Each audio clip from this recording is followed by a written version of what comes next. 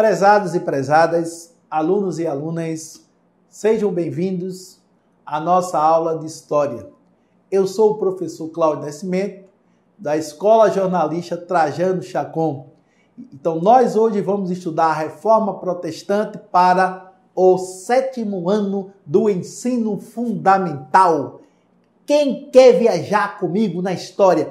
Vem viajar comigo. Vamos fazer uma viagem à história. Vamos agora até o período medieval estudar a reforma. Quem quer? Então vá lá para o EducaPE. Então vá para o EducaPE compreender a nossa aula de história. Então reforma. Então aí vocês têm aí no vídeo de vocês, não é isso? Uma imagem sobre a reforma protestante, né? Então, o que foi? As pessoas corriam para as igrejas como se fossem teatros, para saciarem a sensualidade de seus ouvidos. Observava o monge agostiniano e humanista Erasmo de Roterdã. O cristão devoto da Idade Moderna continuava enxergando a vida como uma batalha contra Satanás. Um entusiasmo religioso que foi o motor da Reforma Protestante. É isso. Então, as críticas à Igreja.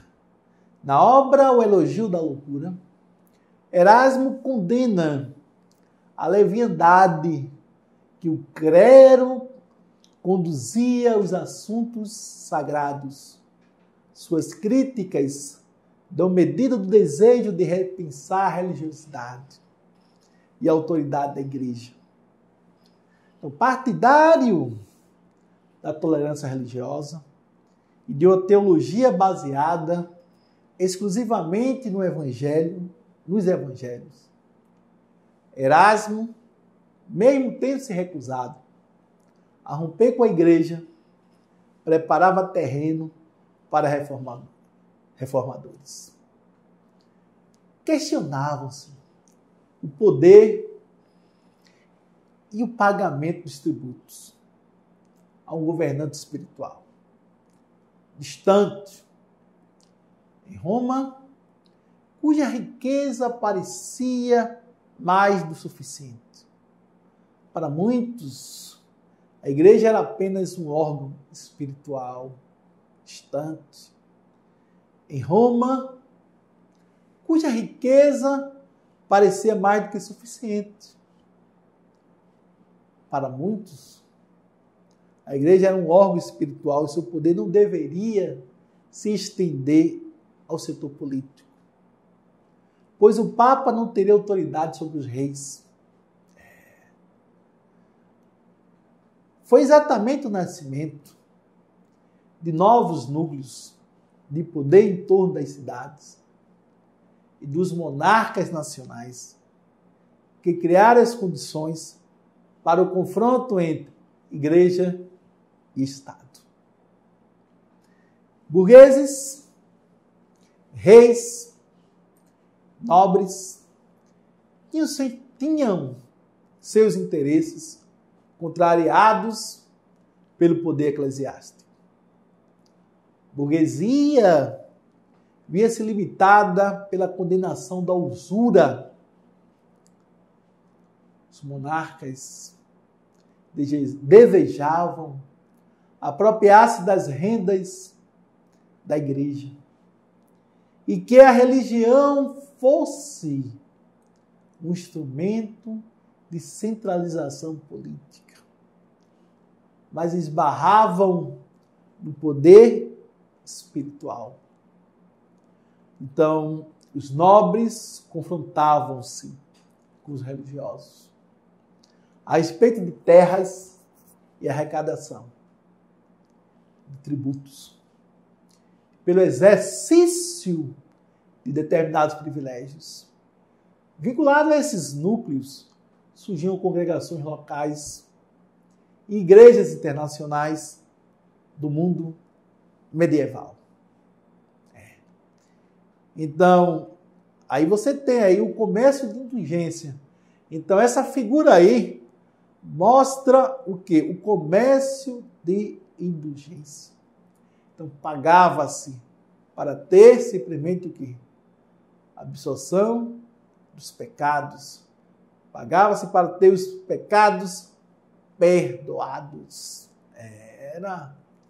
Então, o poder eclesiástico transformara-se em um verdadeiro balcão de negócio.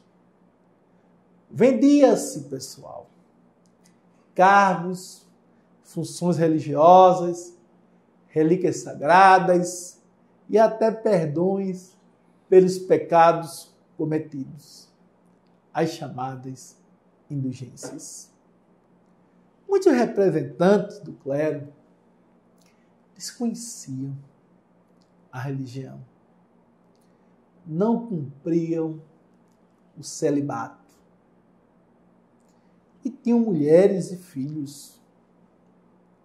Então a igreja afastava-se na prática dos ensinamentos que pregava no início da Idade Moderna. Os ataques a essas práticas tornaram-se não apenas sistemáticos, como também públicos. Então, aí surge aí o luteranismo. O que é o luteranismo? Então, você que está agora em casa, me vendo no EducaPE, luteranismo é o nome dado à religião protestante, criada por Martinho Lutero. Ele era o que? Um sacerdote da Igreja Católica.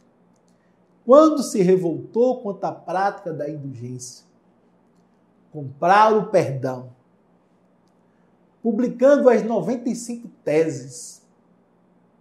Entre estas, a base do luteranismo, e que vai contra a igreja, é de que a salvação se daria somente pela fé.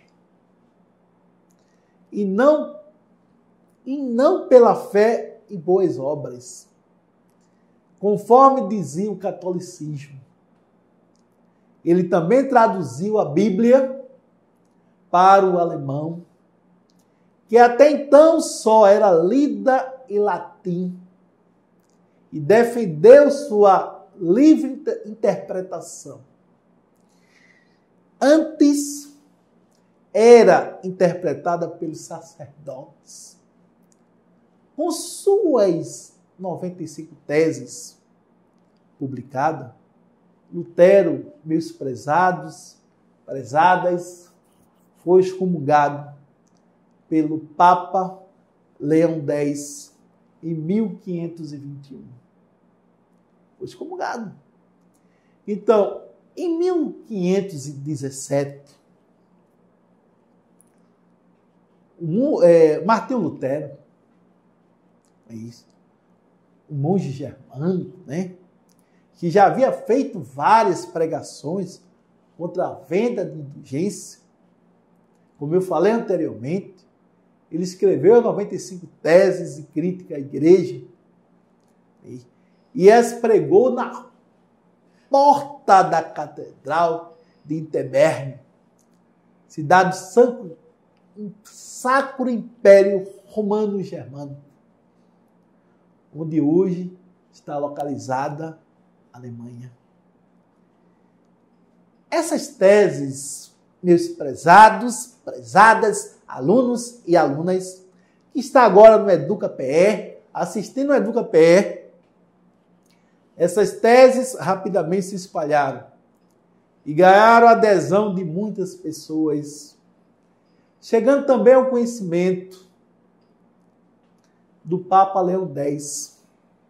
Isso provocou, pessoal, imagine o que isto havia provocado.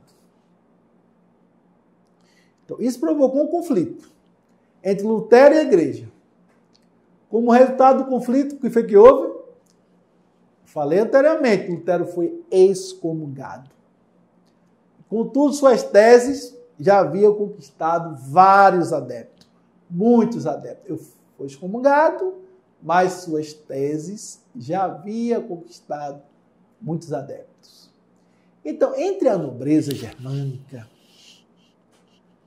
meus jovens, eu quero que vocês compreendam. Lutero ganhou apoio como forma de contestar o poder da Igreja Católica. Já entre os camponeses, as teses também conquistaram apoio. Influenciaram o surgimento de movimentos que reivindicavam a divisão das terras. Lutero, por sua vez, para não perder o apoio dos nobres que lhe garantiram proteção em relação à igreja, optou por condenar os movimentos camponeses que se inspiravam em suas ideias.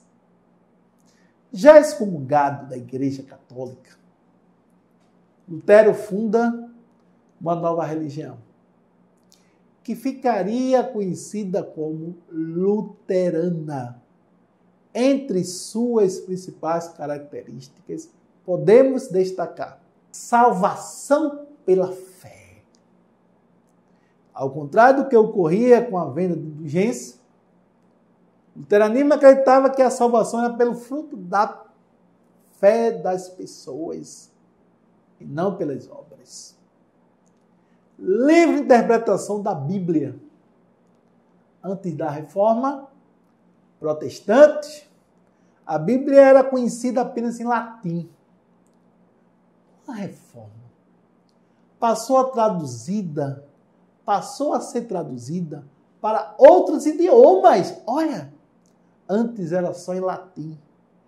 E agora, com a Reforma, a Bíblia passaria a ser traduzida em outros idiomas, já que Lutero defendia que cada cristão deveria o quê? Ler, interpretá-la livremente. O que permitiria o quê? Também um contato direto com Deus. Então, tradução dos cultos. Assim como a Bíblia, as missas católicas eram rezadas apenas em latim. Com a Reforma, os cultos protestantes também aconteciam em outros idiomas. Então, aí, como vocês observam, uma série de mudanças foram implementadas, né? Então, além dessas características, que nós podemos citar ainda a não adoração de imagens e santos e a condenação do celibato. A Reforma Protestante, contudo, não ficou restrita à região da Alemanha. Claro que não. E ao luteranismo. Nem ficou restrita à Alemanha e nem ao luteranismo. Outros movimentos e religiões surgiram nesse momento na Europa, compartilhando ideais semelhantes, meus jovens. A Reforma proporcionava aos nobres a oportunidade de confiscar as terras da igreja, abolir o pagamento de tributos e conseguir apoio de quem? De seus súditos, agindo como líderes de um movimento religioso popular. Eles viam na Reforma uma maneira de resistir ao santo imperador católico Carlos V, que deseja o quê? Estender sua autoridade aos príncipes alemães. Então, aí surge o calvinismo. Aqui no EducaPE vocês vão ver mais uma religião, mais uma doutrina calvinista. É isso. A doutrina calvinista. Não é isso. O calvinismo foi o quê? Uma doutrina protestante criada por João Calvino, que aderiu o quê? Às ideias de Martinho, né? Lutero, né? Martinho Luterano ou Martinho Lutero, dando a elas um caráter mais radical e burguês. Calvino criou, meus prezados, uma proposta religiosa, realizando primeiramente em Genebra, na Suíça. Na França, os seguidores são chamados de huguenotes, na Inglaterra de presbiterianos. O calvinismo, desde meados do século XVII, era o grupo protestante mais numeroso na Inglaterra, tendo como destaque os puritanos, representados principalmente pela média burguesia, contra a religião anglicana, também protestante. Os presbiterianos tinham um comportamento mais moderado, os quais eram formados pela alta burguesia e por latifundiários. João Calvino. Então, como eu acabei de falar agora, pessoal, João Calvino foi um líder religioso francês que viveu grande parte da sua vida na Suíça. A exemplo de Lutero, defendeu transformações na Igreja Católica. Então, a partir de suas ideias, surge uma nova religião, como eu falei anteriormente, o calvinismo. Ainda que Calvino se opusesse o quê? A esse termo. Mas quais as principais diferenças entre o calvinismo e o luteranismo? Você que está em casa, nesse exato momento, assistindo o EducaPE, me responda. Agora, queres ou não queres, me responda. Qual ou quais as diferenças? Vamos lá? Eu ouvi dizer que a doutrina de João Calvino, o quê? Acreditava o quê? Na predestinação. Predestinação. Ou seja, a crença de que as pessoas já estavam predestinadas a serem salvas ou condenadas por Deus. Quanto à predestinação, Calvino, que discutira muito pouco o assunto, argumentava que, embora estivesse predestinado à salvação ou à danação, o homem jamais poderia conhecer antecipadamente a sua sorte. A escolha de uns e a rejeição de outros era um sinal do mistério de Deus. Enquanto o católico se salvaria pela virtude, pelo arrependimento e pela penitência, o protestante viveria sem saber se já estaria salvo ou condenado, buscando em cada momento vislumbrar indícios de que a graça divina recaíra sobre ele. Dessa forma, seria possível identificar alguns sinais de que uma determinada pessoa era predestinada, como, por exemplo, a riqueza material. O calvinismo não ficou restrito à Suíça. Influenciou o protestante em outros países, como França e Inglaterra. Falaremos agora do anglicanismo. A Inglaterra também passou por um processo de reforma e ruptura com a Igreja Católica, dando origem ao anglicanismo. O caso inglês se constituiu de forma diferente, tendo sido liderado pelo próprio rei Henrique VIII. Próprio rei Henrique VIII. Por que o próprio rei? A história diz que, almejando se divorciar de sua então esposa, Catarina de Aragão, sob a justificativa de que ela não havia tido nenhum filho homem, Henrique VIII rompe com a Igreja Católica. Através do quê? Do Ato de Supremacia de 1534. Com esse ato, o monarca passou também a condição de líder religioso, supremo da Inglaterra, se desligando da autoridade papal. Dessa forma, o rei deu origem ao anglicanismo, religião majoritária na Inglaterra até os dias de hoje.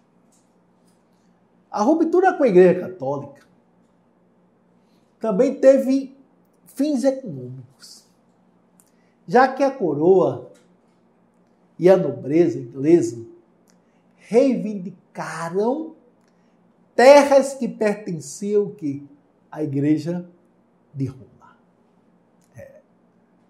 A Igreja de Roma. Aí nós vamos ter a reação agora da Igreja Católica à Contra-Reforma, né? A reação da Igreja Católica à Contra-Reforma. Então a Igreja Católica, contudo, não acompanhou passivamente o movimento de reformas que se propagava pela Europa. Lógico que é evidente. Lógico que é evidente que a igreja não iria, de forma alguma, acompanhar de forma passiva. Embora já tivesse atravessado outros períodos de contestação, os movimentos reformistas romperam a unidade cristã na Europa, o que ameaçou o poder da Igreja Romana. Então, para combater a reforma protestante, estabeleceu-se o quê? O Concílio de Trento. Ou seja, em 1545 a 1563, liderado pelo Papa Paulo III, para reafirmar a crença nos dogmas católicos e elaborar o quê? As diretrizes que a Igreja seguiria a partir de então. Prezados, prezadas, está agora assistindo a nossa aula na Educa PE, preste atenção. Preste atenção. Agora, preste atenção. Esse processo ficaria conhecido como Contra-Reforma, por se opor ao movimento protestante iniciado em 1517 por Martinho Lutero. Dentre os principais pontos estabelecidos pela Contra-Reforma, podemos destacar a reforma do Tribunal da Santa Inquisição, ou do Santo Ofício. Vejamos, a Inquisição tinha por objetivo. Qual era o objetivo, a finalidade do Tribunal de Inquisição? Alguém aí que está em casa vai me responder, lá no EducaPE vai me responder. Então, o objetivo é julgar e condenar os hereges. Ou seja, pessoal, aqueles que não respeitavam os dogmas católicos. Entre suas ações mais famosas, o Tribunal do Santo Ofício julgou e puniu filósofos, cientistas, estudiosos como Galileu Galilei e Giordano Bruno.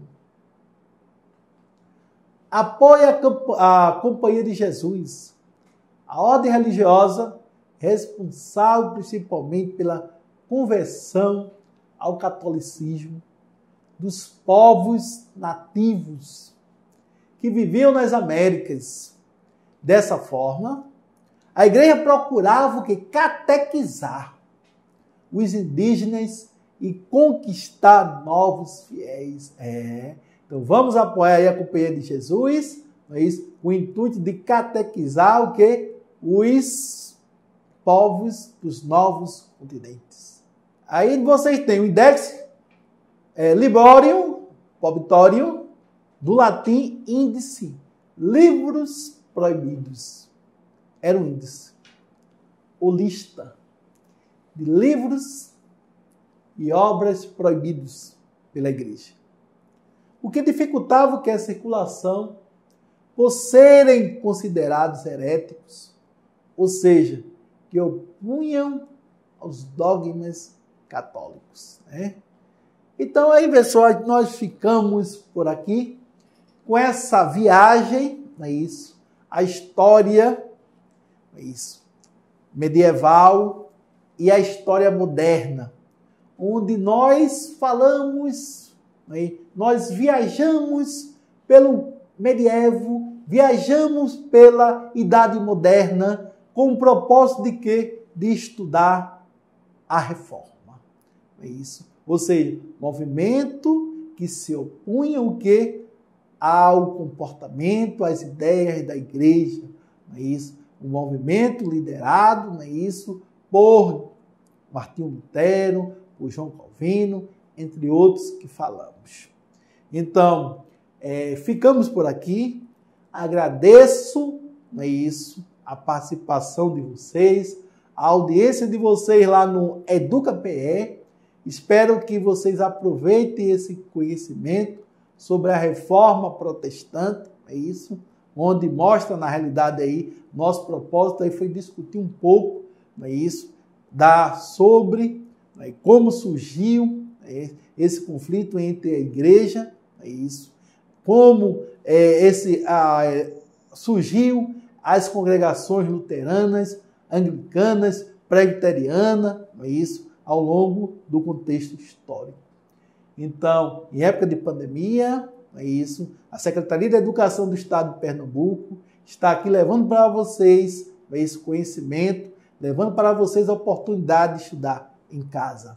Então, fiquem em casa, é isso, tomem muito cuidado, mantenham o protocolo, é isso, não saiam de casa, só em caso de necessidade, utilizem as máscaras. Muito obrigado pela atenção de vocês. Aqui é o professor Cláudio Nascimento. Grande abraço, queres ou não queres?